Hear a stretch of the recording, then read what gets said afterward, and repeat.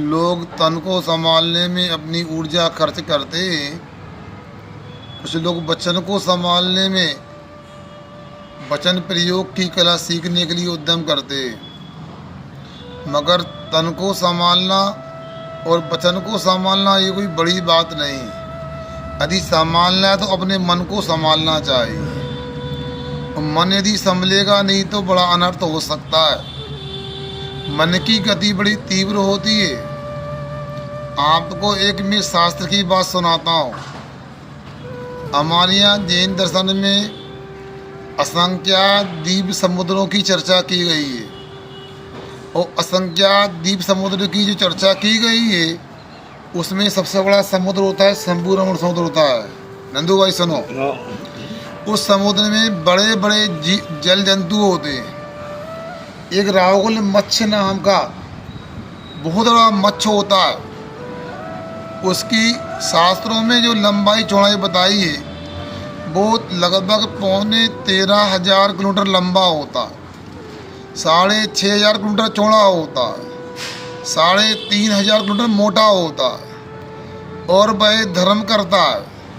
उसका 5वां गुणस्थान होता है और सांस लेता है तो हजारों जीव अंदर चले जाते हैं और हजारों जीव सांस छोड़ते समय बाहर निकल आते हैं और कई आने जाने में मर भी जाते हैं। और उसी रागुल मत्स्य के कान में एक तंदुल मत्स्य होता, चावल के आकार का, इसका तंदुल सार्थक नाम है। वो मन में इस दृश्य को देखकर विचार करता है, काश यदि इसकी जगह मैं होता तो एक भी जल जंतु को अपने मुख से बाहर नहीं निकलने सबको भोजन बना लेता। इतना भाव करता है और 7वें नरक की आयु का बंद कर लेता है और 33 सागर तक नरक में जाकर के असहनीय दुखों को सहन करता है, भयंकर दुखों को सहन करता है। जबकि रागुल मत्स्य जिसके मुख में श्वास के समय में अनेक जीव आकर के मर भी जाते हैं, फिर भी वो 5वें गुणस्थान वर्ती होकर के अपने परिणाम को 5वें गुणस्थान के युग धर्मजान का बनाता है और वह 16वें स्वर्ग की ऊंचाई प्राप्त कर लेता है और 22 सागर तक वह स्वर्ग के सुख को उठाता है। इसलिए अपने मन के भावों को संभालना नितांत आवश्यक ही नहीं अनिवार्य है।